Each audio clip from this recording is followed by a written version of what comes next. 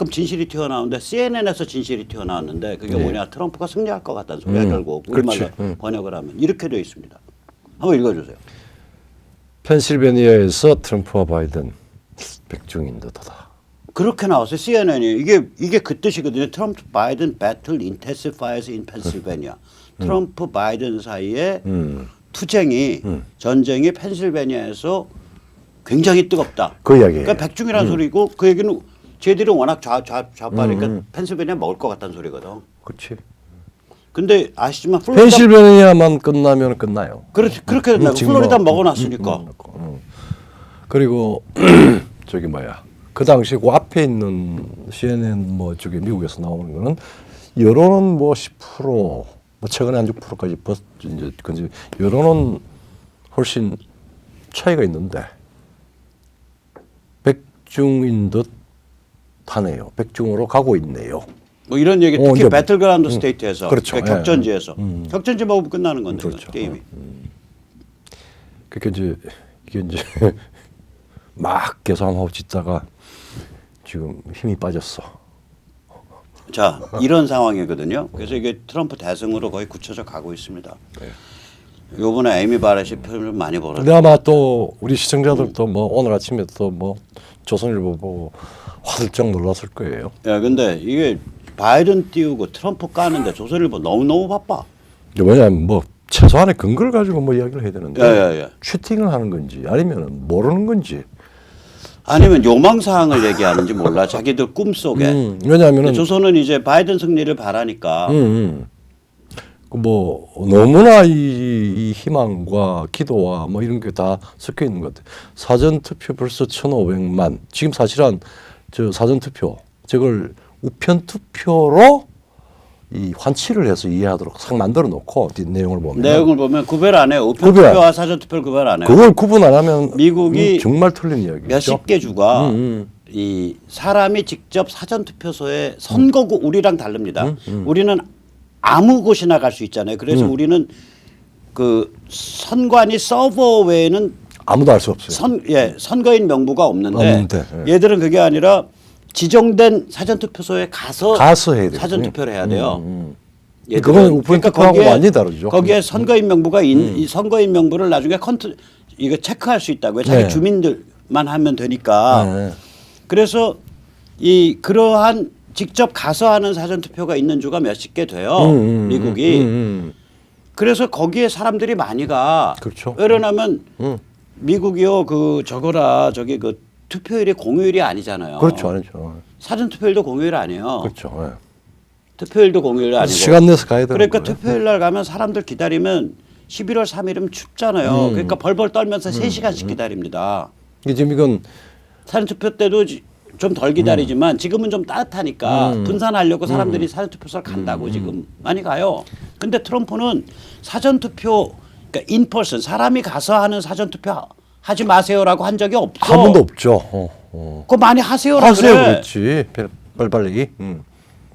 그리고 거기에는 민주공화 투표. 같이 있는 그렇죠. 거예요. 민주가 추진했던 건 뭐냐면 우편 투표였다고. 그렇죠. 그래서 우편 투표에 대해서는 트럼프는 아주 눈을 부릅뜨고 그게 워낙 여러 가지 불안정성과 채팅을 할 수 있는 여지가 있어가지고 근데 이제 공식적으로 우편 투표를 마쳤다라고 하는 다 집계가 안 돼서 그런데 현재 뭐 별거 없어. 한 100만 정도라고 이제 추정을 해요. 근데 앞으로도 별거 없어요. 갑자기 사전 투표를 우편 투표하고 동일하게 이해하도록 만들어 놓고 이 기사가 그다음에 1,500만 그다음에 오늘 일면에 가장 큰 저기 기사로 딱 붙였어요. 트럼프가 막판 뒤집히 안 된다. 이게 초조함의 표시죠. 말하자면은. 조선일보가 초조한 거지. 그렇죠.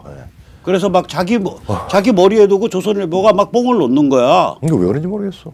그리고 왜냐면은 여기 보면 주소판을 잡고 있어. 아니 왜냐하면 뭐 어쨌든간에 특파원 정도 되면 상당한 훈련도 받았을 건데 우편 투표하고 사전 투표의 구분을 안 하면은 내가 기자로서 어떤 정확성 이런 부분에 대해서 어떤 취급을 받는다. 이게 이렇게 돼야 되거든. 지금 민주당이 우편 투표 때문에 오히려 더 손해 볼 것 같다라고 이제 판단을 하기 시작해요. 그렇죠. 그래서 우편 투표는 굉장히 꼼꼼하게 기록을 해야 돼서 실수가 많아. 사표가 많이 나오죠. 네, 특히 사표가 많이 나와요. 특히 그 청년층, 네. 20대, 네.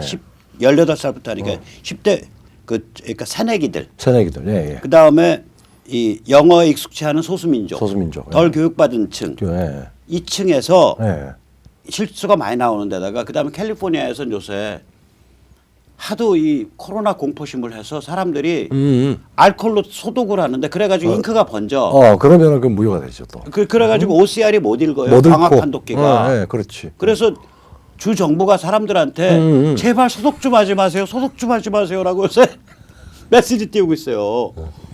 그러니까 자기 무덤을 자기가 팠다고. 그러니까 이제 민주당에 물러나가지고 야, 사전투표 열심히 하세요. 열심히 하세요. 이렇게 하고 있는 상황이다라고 정확히 전해줘야 되는데. 그렇죠. 예. 그리고 트럼프는 사람이 직접 가는 그죠. 인펄슨 사전투표. 사전투표. 인펄슨. 그러면 사람이 직접 방문 사전투표하는 거는 반대한 적이 없고 그 그렇죠. 사전투표는 우리 사전투표와 달리 예. 우리 사전투표는 선거인 명부가 아무도 모르는 그 전지전능한 선관위 서버에만 들어있는 거예요. 화웨이 방화벽이 있는데. 방화벽 아래. 그래서 중국 공산당이 화웨이 방화벽을 쓸 수 있다면은 그냥 다 들여다보는. 다 보는. 화웨이는 중국 공산당 회사고. 그 새로 요번 선거할 때 새로 구입한 거 아닙니까? 네, 새로 구입했죠. 그래서 그리고 그것도 원래는 저기 나주에 있는 그러니까 국가 보안 시설에 들어가야 되는데 지들 쪽에 갖다 놓고 황당한 짓 한 거예요 이번에. 근데 어쨌거나 그런 사정을 얘기를 하면서 해줘야 되는 그런 사정 없고 이거 한번 읽어보시죠. 같이 읽어볼게요. 사전 현장 투표 열기가 민주당 지지자들의 트럼프 분노 투표라는 해석도 있다. 미국 선거 프로젝트 이거 듣보잡입니다. 네. 좌파 단체일 거예요. 미국 선거 프로젝트는 이번 사전투표에 나온 유권자들의 지지 정당을 추산했을 때 민주당이 공화당의 2배가 넘는 것으로 보인다고 했다. 아니거든요. 아무도 추산 못해요. 최대 경합주인 플로리다의 경우 통상 사전투표에선 공화당 지지층의 투표율이 앞섰는데 이번에 14일까지 민주당 쪽 유권자가 38만 명 더 투표하는 전례 없는 일이 벌어졌다. 잠깐만요. 민주당 쪽 유권자라고 머리에다가 문신하고 다녀요? 그럼 이거는 기껏해야 몇 군데에서의 풍문을 이건 아마 지금 투표가 끝나지 않아서 엑시트폴도 못 할 거예요. 엑시트 못 하죠. 엑시트폴 그러니까 이거 투표소 출구조사도 못 할 거라고. 투표가 안 끝났으니까. 마치 출구조사와 유사한. 근데 출구조사도 굉장히 부정확해요. 부정하죠. 그래서 못 써요. 그 출구조사 미국서 안 써요. 출구조사. 자, 그러면 누가 추정했냐? 이거 일이 벌어졌다고 추정하는 어느 연구소도 있다. 이렇게 써야 되는데 진짜 겁없이 쓰는 전례 없는 일이 벌어졌다. 그 위에 있는 여러 가지 서술이 사실로 국민을 믿지 않은. 아니 자기들이 불안해서 자기들 머리에다 대고 뽕 넣는 건 좋은데 그거야. 네 손으로 네 뽕 사서 네가 놓는 거 네 머리에 I don't care. 그렇죠. 네, 신경 안 써. 근데 공론에 대해서 이렇게 주장을 해 그러면 온 국민이 세뇌에 대해서 개돼지가 되잖아. 지금 뭐 저 기사 그다음에 조선일보에 쭉 지금까지 기사 미국 대선 럽보 기사 되게 보면은 우편 투표가 민주당이 많이 할 거다라고 하는 것들은 지금 다 알려져 있잖아요. 뭐 그렇게 했어요. 그래서 이제 저걸 사전투표라고 썼는데 사전투표는 우편투표가 구분이 되고 이런 거다라고 이야기해야. 그리고 선거인명부가 그 지역에 있는 거예요. 그 지역에 있는 거죠. 그래서 이 참관인들이 다 그걸 다 까서 조사할 수가 있어요. 이거는. 그럼 이제 또 그런 거에다가 이제 미국이 참고로 미국이 우리보다 인구가 몇 배죠? 인구가 한 5배쯤 많아요. 7배. 6배쯤 많아요. 6배에서 6.5배쯤 많아요. 6.5배쯤 많죠. 우리가 선거관리위원회가 지방선거관리위원회 253개잖아요. 미국이 지방선거관리위원회가 카운티별로 해요. 그렇죠. 그래서 미국이 253에 6배면은 1,800개 정도 돼야 되잖아요. 1,500개. 미국이 4,000개 가까이 됩니다. 그러니까 4,000개 가까이 되니까 딱 동네 사람들이 누군지 다 아는 거야 거기가. 그렇죠. 그래서 선거인명부가 4,000개로 나눠져서 운영되는 거예요 미국이. 미리 다 분명하게.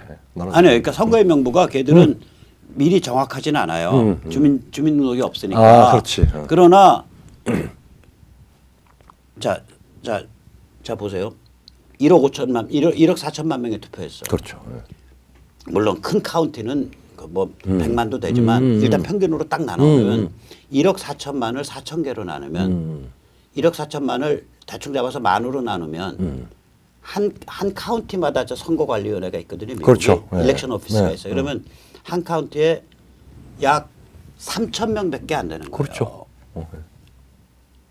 4천 개면 3천 명 정도가 이렇게 투표하고 저렇게 투표하고 저렇게 투표하는 그렇죠. 거예요. 미국이 저렇게 200만 자원봉사 조직이 돌아가고 공화당 조직이 돌아가잖아요. 우리는요 국민의힘 참관인 할 때요 구역질 나서 못 빠져요. 한 달에 개다리로 조져갑니다. 쫙 먹고 의자에 올리고 카톡질하고 있어 카톡질. 임금 받아가고 이미 임금이 싸니까. 이게 무슨 선거 참관이뇨. 대신은 이제 뭐 시민의 무화라고 해서 시민단체가 걔들은 눈이 사실은 불이 썩어대고 다니고 저쪽 저쪽은. 애들은. 그래서 이번에 선거 부정이 있었다면 최고의 책임은 국민의힘에 있는 거예요. 그렇죠. 근데 미국은 공화당이 다 지키고 있고 자원봉사가 수백만이 지키고 있어서 이번에 잘 막아낼 겁니다. 너무 걱정들 마세요. 그리고 사전투표율 높다 그래서 걱정들 마세요. 이거 아닙니다. 사전투표가요 우리랑 완전히 달라요. 그러니까 이제 우편 투표가 지금 그 부정에 노출돼 있다라고 하는 건 사실이고 그 부분은 저기 끝까지 아마 추적을 해서 예. 진위를 가릴 겁니다. 그러면은 뭐 좀 이제 싸움이 나겠죠. 예, 이게 잠깐만요. 그래서 계산해 볼게요. 예. 예, 이거 맞네. 한 선거구에 제가 지금 해보니까 한 선거관리위원회가 관리하는 표가 평균 3만 표밖에 안 돼요. 그렇죠. 대도시 몇 개 빼고, 빼고. 카운티가 굉장히 커서 한 카운티에 100만, 한 카운티에 100만 뭐 200만 100만급 카운티들이 있는 대도시들이 있어요. 한 카운티가. 우리 한 3분의 1밖에 안 되는 거예요. 그러니까 대충 지금 어림잡아. 그렇죠. 우리 3분의 1밖에 안 돼요. 그러니까 투표자 기준으로 하면 3만 표밖에 관리를 안 한다고. 그러니까. 그래서 다 관리가 되는 거예요, 이게. 그걸 관리가 되죠. 이렇게 엉성하게 하는 것 같아도. 예. 그렇죠. 그리고 바로 요 3만 그러니까 유권자로 치면 5만 유권자 하나마다 선거관리위원회가 있는 거라고요. 우리로 그렇죠. 치면 일렉션 오피스가 있는 거예요. 5만 유권자에 투표자로 보면 3만 투표자마다 그렇죠. 굉장히 작은 단위에 있는 거예요. 실제로는. 그렇죠. 그러니까 이게 평균이 이러니까 작은 데는 10,000표, 2만 표 그렇죠. 관리하는 이제 거고 몇 개 이제 대도시 큰 데 가면 한 카운티가 50만 표, 뭐 30만 표 관리하고 있는 거고. 어차피 대도시는 저쪽으로 가는 데고. 아니요, 그렇지도 않아요. 마이애미 같은 데 안 그렇죠. 마이애미 빼고 그 뭐 대도시는 또 그만큼 자원봉사자들 이 스태프가 강하니까 강하고, 또 지켜진다고. 근데 이제 지금 결정적인 그러니까 수행 여기는 선거인명부가 분산돼 있단 말이에요. 동네별로. 그렇죠. 그러니까 참관인들이 할 수가 있어요. 그렇죠. 우리는 선거인명부가 아무도 몰라. 중국 공산당의 기업인 화웨이의 방화벽에 의해서 보호되고 있는 그 잘라 빠진 중앙선관위 중앙 서버에 있는 거예요. 아무도 거기에 뭐가 들어있는지 모른다니까요. 그러니까 참관을 할 게 없는 거 참관을. 근데 이게 지금 국민의힘 기존정당이 최소한 그 문제는 한마디로 그 바보 등신이라는 거죠. 그때 안 했다 치더라도 지금이라도 해야지. 지금도 해야지. 당신들 바보 등신이야. 그러면서 서울시장 어디 부산시장 시장 캠프나 차린다고 캠프 하면 뭐 원머시기 사무실 차리고 죄송합니다. 삐음 처리해 주세요. 자, 조선일보 또 구역질 나는 걸 띄웠단 말이에요. 이게 조선일보 무슨 뭐 아마 영어 좀 하는 여기자인 것 같은데 트럼프 조카 단독 인터뷰를 했다고. 그래서 트럼프를 인격적으로 주요 패는 거랬어요. 저 여자 조카가 트럼프 되게 싫어하거든. 그 책 냈잖아. 그래서 100만 부 팔렸다고 뭐 그냥 딱 조선일보 띄우고 있는데 이 조카한테 조선일보 기자가 물어야 될 얘기가 있었어. 안 물었죠. 안 물었지. 트럼프 이제 쟁점은 트럼프가 네. 와튼 들어갈 때 명문대학 들어갈 때 친구 시켜서 포뎀. 포뎀 아니라 포뎀. 학부 네. 대학 들어갈 때 네. 이것도 명문인데 친구를 시켜서 대리 시험을 쳤다라고 하는 이제 말하자면 첫 멘트가 나오고 난 뒤에 그러니까 이거 원고에 그게 있었어요. 있고. 근데 이번 출간된 책에 그게 있는지 없는지 모르겠는데 이 멘트가 거짓말이거든. 거짓말이거든. 왜냐면 그때 적시됐던 친구가 그 전에 모르고 대학에서 만난 친구예요.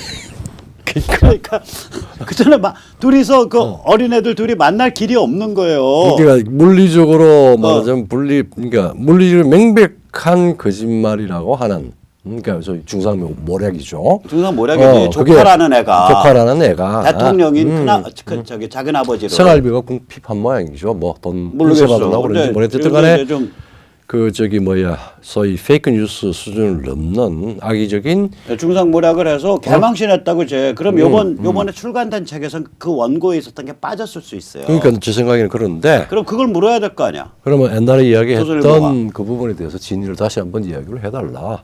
바이든을 띄우려면 기사에 보면 조선일보 기사에 보면 그 질문을 조선일보 기자가 빼고. 트럼프 조카한테 물은 얘기가 없는 거예요. 없어요. 없고. 그럼 안고 없는 찐빵이네. 찐빵이고 그다음에 트럼프의 개인적인 이제 비방. 비방만 잔뜩 써놓고. 그런 거예요. 이게 타락인지 이게 무식인지 이게 뭐 모르겠습니다. 아 참나 진짜 갑갑해. 자 그래서 우리가 이들을 결국 분단수구 친중파라고 불러야 된다. 왜냐면 아까 바이든을 왜 띄우냐. 바이든 아까 중국의 개네. 중국에 딱 목줄 잡혀 있는 놈 아니요. 그렇죠. 우리가 보기엔 뭐 현실이 그렇지. 현실이 그렇죠. 10%는 바이든한테 간다며. 그 아들 얘기가. 그 바이든이 헌터 바이든이 거래처랑 주고받은 거기에 10% to my big guy, to my guy.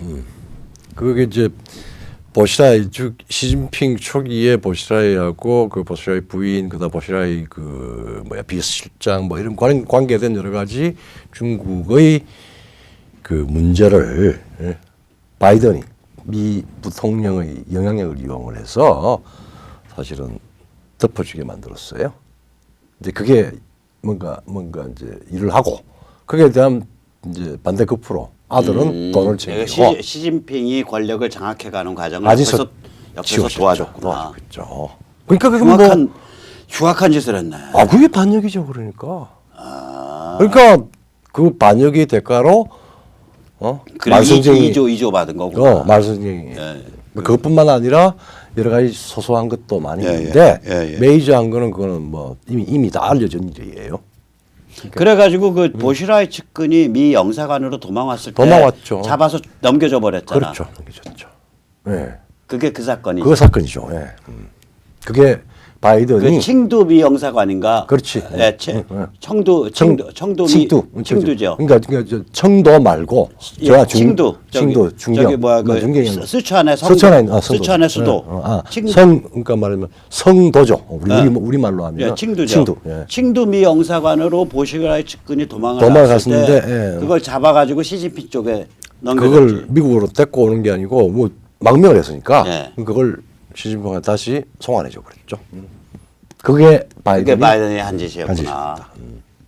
그래서 보시라이 세력이 급 몰락하게 만들었고. 급 몰락하고 시진핑이가 그걸 가지고 반부패 그 말하자면 캠페인을 하고 그게 이제 100개 왕 등등등 해서 뭐 골치 아픈 일입니다. 이 분단수구 친중파들이요. 믿거나 말거나 MB계 핵심 인사들의 스토리를 들어보면 그들이 말하는 걸 들어보면 이겁니다. 제가 누구라고 얘기 안 하겠습니다. 너무너무 유명한 사람들입니다.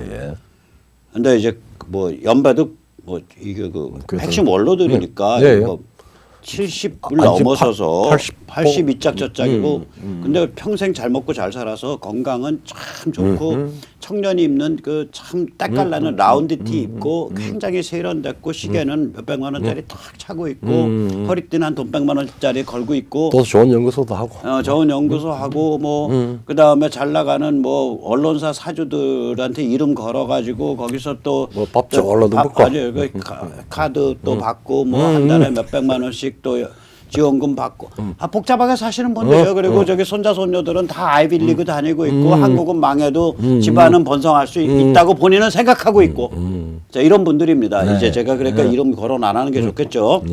이런 사람들의 일관된 얘기가 있어요. 세 가지 명제입니다. 첫 번째가 문재인과 우리 처음 듣는 이야기예요. 많이 잘 듣지 않는 이야기인데 문재인과 트럼프가 아삼육이야. 문재인은 트럼프를 지금 연락에 밀어주고 있어. 로비도 많이 조중동 특파원부터 이런 소리 하는 거 아세요? 그러니까. 워싱턴 특파원부터. 그래요? 앞뒤가 안 맞죠. 앞뒤가 맞을 수가 없잖아. 바이든은 중국 앞잡이고 트럼프는 중국과 원수고 문재인은 중국 충성파인데. 그렇죠. 중국 충성파가 어떻게 중국과 원수를 미냐고. 베이징한테 죽으려고? 그러니까. 그리고 지금 뭐 이런 거를 태연히 얘기해. 태연히. 참은 저런 관점에 따르면은 문재인은 참 저기 뭐야 연기 잘하네. 자, 두 번째 이 사람들. 두 번째. 경제는 참 많이 듣던 이야기인데 경제는 중국, 뭐 안보는 미국 이런 비슷한 뉘앙스를 막 이야기도 하지만 그거를 아주 100% 믿는 건 아니지만 결국은 중국이 지원이 될 거다. 미국 저거 트럼프 까불어서 봐야 나중에 결국은 중국한테 안 된다. 중국은 누구도 범접하지 못하는 최강이 될 거다. 뭐 이런 식으로 이제 전제를 깔아요. 예, 그래서 그러니까 이제 경제는 중국, 안보는 미국 이 얘기가 사람들한테 다 욕을 많이 먹으니까 얘기할 때 밥 먹으면서 물론 저기 경제는 중국, 미국은 안보는 미국 이런 얘기는 하지만 안 맞는 얘기야. 하지만 말이지. 결국 중국이 20-30년 안에 세계 최강 되는 거자. 그렇지. 그건 맞잖아. 맞잖아. 폭탄주 한 잔씩 드래. 이거예요, 이거. 근데 술에 술 타면 폭탄주가 되고 그다음에 술에 불을 타면 미주아리가 되죠. 미주아리 되죠. 네.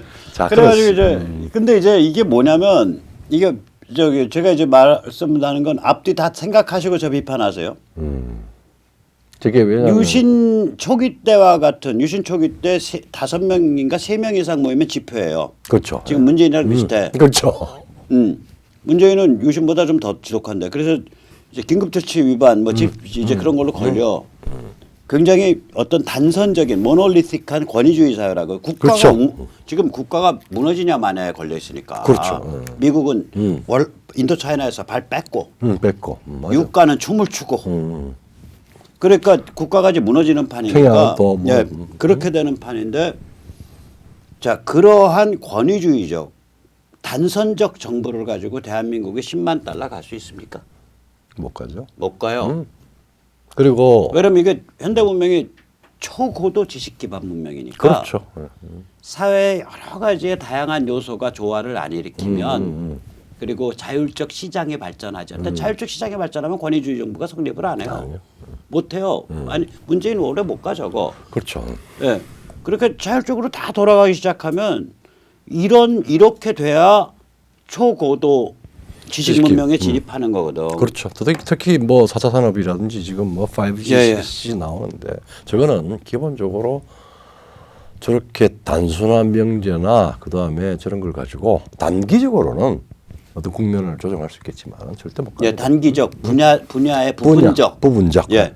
그래서 제가 아까 이제 유신을 얘기할 때 박정희 대통령의 진짜 위대한 점은 유신이라고 말해지는 그 권위주의 정부를 밑에서부터 뿌리를 찍어내는 상황을 그런 일을 동신이 2번이나 했다고. 그렇죠. 하나가 제가 전에 잘못했습니다. 78년이라 그랬는데 이제 저희 그 시청자님들께서 알려주시더라고요. 77년. 그러니까 부가가치세. 17년. 이게 권위주의. 맞아요. 얼핏 생각하면 권위주의 정부랑 부가가치세가 왜 서로 충돌됩니다. 중국 가보세요. 부가가치세 100% 내는 기업 없습니다. 그렇죠. 해외 수출할 때 말고는 안 돼. 우리는 보세요. 우리는 물건 가게에서 물건 1,000원짜리 사도 카드 끊고 부가가치세 내요. 10%밖에 안 됩니다. 이 부가가치세 굉장히 낮죠. 그렇죠. 중국이 15%인가 될 걸? 중국이 10%, 유럽도 어떤 경우에는 스웨덴 25%. 25%까지 있어요. 그러니까 말하자면 스웨덴의 담세율이 높은 거는 이 낮은 소득에 있는 사람도 자기 생활을 하면서 간접세를 굉장히 많이 내는 거예요. 예. 스웨덴이야말로 정말 세금 지옥입니다. 세금 지옥. 왜냐하면 부가가치세는 물건 사서 쓰는 소비자가 내는 거잖아요. 맨 마지막 가면. 그런데 잘 사는 사람은 그 소비의 그 포션이 전체 소득 대비 낮잖아요. 낮죠. 그러니까 똑같은 세율에 부가가치세를 내도 잘 사는 사람은 타격을 덜 받아. 덜 받죠. 그런데 이게 서민층은 지금 하루 벌어 하루 먹고 사는데 다 소비란 말이에요. 거기서 부가가치세를 25%를 내고 있는 거예요. 그렇죠. 그리고 이제 무서운 데죠. 스웨덴은 지금 사실은 그거 아시죠? 완전히 체제 개편을 했습니다. 아. 그 말하자면 무작정 복지 천국 그거 다 지금 정리하고 상속세도 거의 없앴고. 뭐 아니 근데 이러면서 원래 스웨덴은 그래도 부가가치세 25%에 원래 상속세 없었어요. 아, 스웨덴. 원래 없었어요. 예. 부가가치세 25% 그게 스웨덴의 주 수입원이에요. 주수입원이었어요. 그래서 예, 그 대신에 말하자면은 국가가 많이 복지를 했죠. 그러니까 만약에 스웨덴 같이 하고 싶으면 오케이. 뭐 예를 들어 250 우리나라는요 순세율 부담액이 그 저소득층 가면은 마이너스잖아. 마이너스지. 받는 게 더 많아요. 받는 게 더 많아요.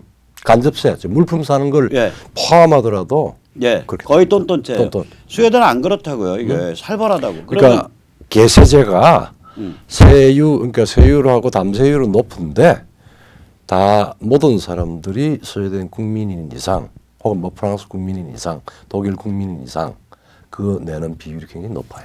그래서 여기서 그 좌빨스러운 사람들 그리고 뭐 스웨덴 복지국가 오케이 너부터 부가세 25% 한번 내봐. 그렇죠.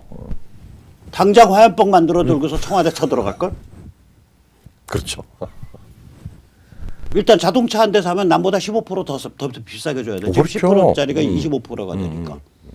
하여튼 그때 그 상황을 개발 뭐 사회주의 개발 독재라 뭐 이야기를 하고 하는데 국가 주도형 방식에서 시장으로 옮아가는 그런 정말 조치들을 박 대통령이 했단 말이에요. 직접 그래서 시작을 한국 했죠. 사회가 민주화되고 꽃을 필 수 있게 된 거예요. 그럼요. 네. 그러니까 박 대통령의 공과 혹은 그 이런 그 권위주의적인 측면과 그 다음에 그 후에 본인 스스로 권위주의 체제가 깨질 수밖에 없는 그 조치를 다 심어놓고 돌아가셨다고. 그리고 저기 아까 초고도 지식 기반 사회라고 그러는데 사실은 박 대통령이 국가의 운영을 단순히 관료들한테 맡기는 게 아니라 사실 그때 KDI다 뭐다 해가지고 예. 지식국가형 모델로 만드는 인프라를 다 깔았어요. 지금은 뭐 이상한 짓거리 많이 하지만 그 왜 예. 홍능연구소라든지 예. 그다음에 KDI라든지 뭐 그다음에 각종 이제 그 복합 사회가 예. 움직여가는데 필요한 싱크탱크들을 그렇죠. 국가에 내장을 시키면서 시작을 했고 거기에 맞춰서 대학도 말하자면 경쟁을 하면서 지식국가형 방식으로 우리 이 행정과 예, 그렇죠. 국가 인프라가 깔리는데 결정적인 역할을 했어요. 예, 예. 자, 그래서 이게 중국 공산당 인민해방군 체제로 예. 초고도 지식기반사에 진입 가능하냐 불가능하다고. 불가능합니다. 저거 뭐랑 비슷한 거 얘기하냐면 스탈린 체제가 네. 스탈린 체제에서 구글 나올 수 있다는 얘기랑 똑같은 거예요. 그렇죠. 지금까지는 지금 근데 저런 얘기를 하고 아니, 자빠졌다니까 지금까지- 저쪽에 MB계 핵심 인사들 그 원로들이 중국이 지금 자력으로 한 걸로 생각하는데 훔쳤잖아요. 강탈했잖아요. 참. 절도 그러니까 않고. 말이 안 되는 게 그다음에 이제 미국, 또 하나 미국 보면 원천 기술을. 중국이 물론 어떤 한 분야 특정 분야에서 효과적 도발, 효과적 위협을 할 수 있어요. 그래서 뭐 북한이다 뭐 이런 거 있죠. 아니 뭐 예를 들면은 뭐 예를 들어서 뭐 안경에 다는 뭐 특수한 무슨 촬영기, 네, 자연기. 예, 특수 스파이용 안경 렌즈, 뭐 이런 특수한 분야에 국력 전부 쏟아보면 세계 최강인 거 만들어내. 네, 그렇죠. 근데 문제는 뭐냐? 전체적인 시장, 네. 금융체제, 네. 지식, 네. 소프트웨어, 식량, 에너지 이걸 다 미국이나 세계 시장에 의존하고 있는데 그걸 상대로 어떻게 지들이 하여튼 지금 저게 중요한 중국이 오픈돼서 지원에 가는 이제 로드맵을 깔았을 때 지금 상당히 거의 대부분 절도나 불법적인 방법 혹은 국제 기금에 어긋나는 방법 혹은 반주권적인 방법으로 이제 그걸 지금 어느 정도 했단 말이에요. 화웨이 같은 경우에는 이제 국가에서 왕창 해가지고 빅브라더 스테이트를 만들어서 지원 빅브라더 스테이트로 가겠다. 몬스터가 되겠다라고 해서 진행이 된 걸 지금 커팅이 됐고 이미 사실은 커팅이 되어 있는 상태고 저것뿐만 아니라 지금 금융, 그다음에 뭐 소프트웨어, 그다음에 저기 어디까지 하면 중국 공산당의 체제 문제까지도 지금 그럼요. 이야기가 돼 있죠. 그런데 저런 상황에서 중국의 취약성은 중국이 언젠가는 지원이 될 거다라고 하는 것은 망상입니다. 예, 그러니까 저는 중국 공산당 체제, 중국 인민해방군 체제가 무너지고 혹은 그게 완전히 사그라들고 중국이 순조롭게 자유민주주의와 인권과 자유와 진실이 숨쉬는 사회의 방향으로 딱 트랙에 올라섰다. 네. 그러면 난 중국이 지원된다고 얘기해. 저도. 네, 그러면 근데 그렇게 될 때까지 100년, 50년은 걸릴 걸. 그리고 중국 인민해방군 공산당 체제가 약화되거나 무너져도 일단 중국이 유지될 거냐라는 문제도 있고 중국이랑 큰 틀이 그대로.